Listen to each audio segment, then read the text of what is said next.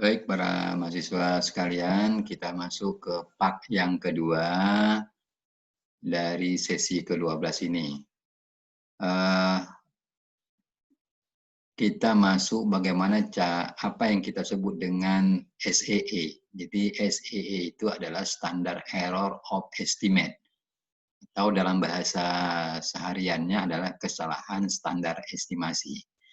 Nah, nilai ini nantinya kita gunakan di dalam memprediksi persamaan regresi khusus untuk fenomena-fenomena sosial. Nah, besarnya kesalahan standar estimasi atau standar error of estimate itu menunjukkan ketepatan di dalam penggunaan persamaan estimasi untuk menjelaskan nilai pada variabel dependen yang sesungguhnya. Nah, jadi nilai ini sangat penting. Nanti baru nilai ini kita kalikan dengan nilai z-score.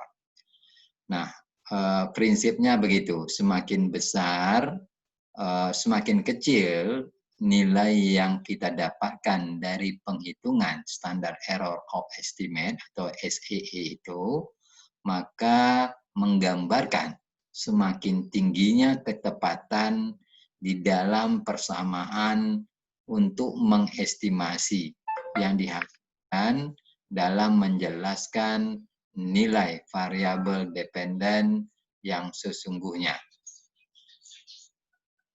Jadi semakin kecil nilai SEE, maka semakin tinggi ketepatan dalam penggunaan persamaan estimasi yang kita peroleh, ya. Nah, tentu sebaliknya demikian, semakin besar nilai SEE yang kita peroleh, maka menunjukkan semakin rendahnya ketepatan persamaan estimasi yang dihasilkan untuk menjelaskan nilai variabel dependen yang sesungguhnya. Jadi ini konsekuensi kalau kita nanti dapatkan nilai SEE-nya itu besar, artinya nilai standar error of estimate itu bisa kita gunakan juga, tetapi maka nilai persamaannya itu akan semakin lebih lebih tidak tepat nantinya digunakan di dalam memprediksi variabel Y-nya. Nah, untuk mengetahui besarnya nilai standar error of estimate atau SEE ini, kita gunakan rumus sederhana ini juga, ya. Di SEE sama dengan akar sigma Y kuadrat dikurangi dengan A itu adalah nilai intercept tadi, dikali dengan sigma Y dikurangi dengan B dikali. B itu adalah nilai koefisien regresi, nanti dikali dengan sigma XY ataupun hasil penjumlahan sigma XY-nya. Kemudian dibagi dengan N-2, baru diakarkan. Oke, itu saja nilai-nilai yang perlu ataupun rumus yang perlu kita gunakan di dalam penghitungan ataupun penyusunan persamaan regresi linear ini. Yang sederhana, ya. Nah, kita ambil contoh kasus suatu survei ingin mengetahui hubungan antara umur dengan lama hari rawat inap di Rumah Sakit Islam Siti Rahmah tahun sekian. Survei ini mengambil hanya 5 sampel saja atau 5 pasien saja. Nah, saya kira datanya ini sama dengan data penghitungan saat kita mencoba menghitung nilai korelasi. Nah, yang kita tanyakan adalah kita akan menghitung nilai regresinya atau membuat persamaan regresinya, kemudian menduga berapa lama rawat inap ketika pasien yang datang itu nantinya berumur sekian.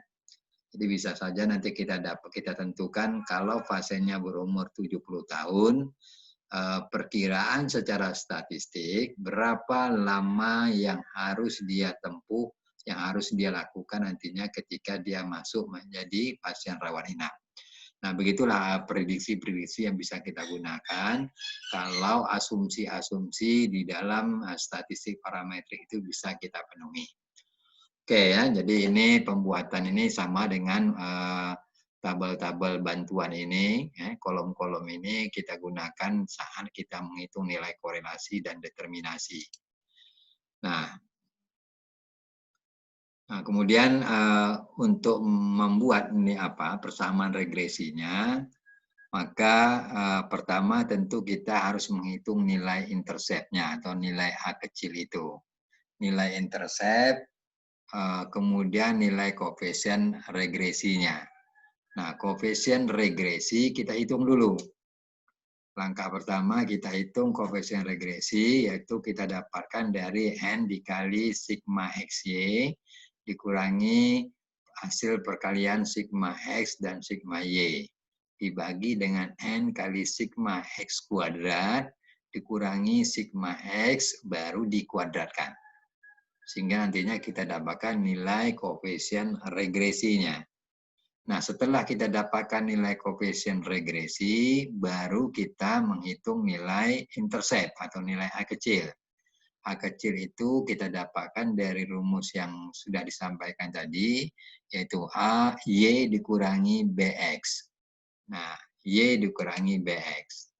Nah, inilah hasil perhitungan ini untuk menghitung nilai koefisien regresi. Jadi, ini rumus awalnya, kemudian Anda masukkan saja, N-nya itu 5, sigma XY itu adalah 970 berdasarkan tabel tadi, kemudian dikurangi sigma X itu 150 dikali sigma Y itu 31.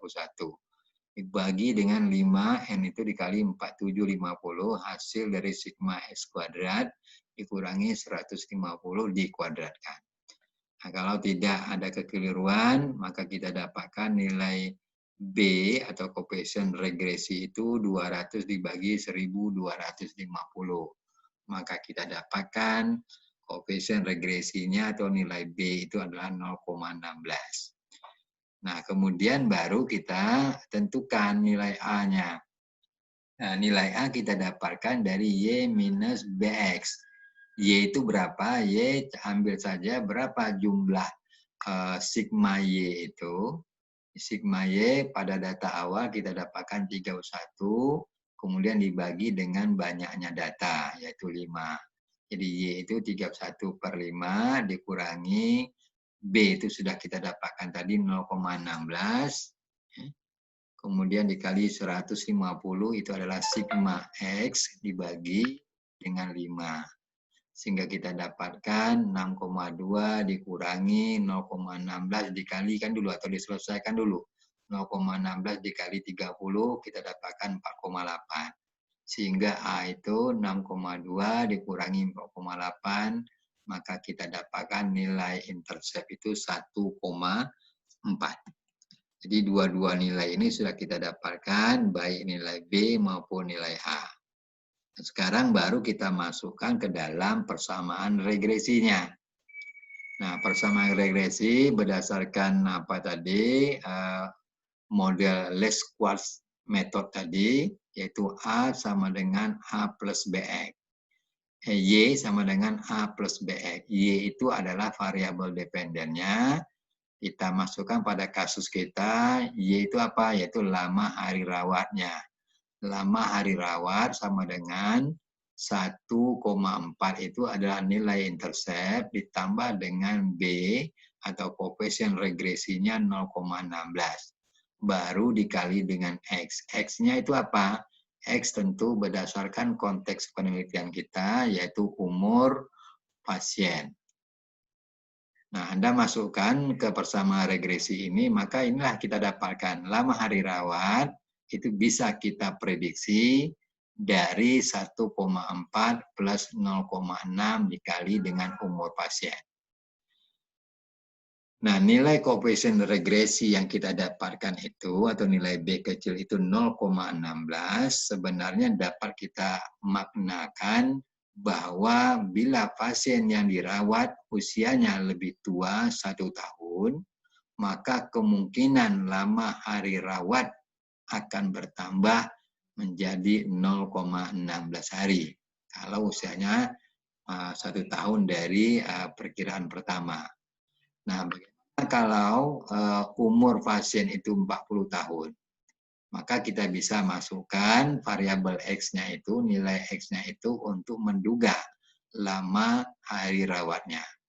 Maka kita masukkan 1,4 dikali 0,16 lalu dikali umur 40 tahun. Selesaikan dulu 0,16 dikali 40, kemudian ditambah dengan 1,4. Maka kita dapatkan penduga untuk variabel lama rawat inap itu 7,8 hari.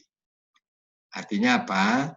Kita bisa menduga ketika yang masuk itu adalah pasien berumur 40 tahun, kemungkinan lama rawatnya itu membutuhkan waktu 7,8 hari.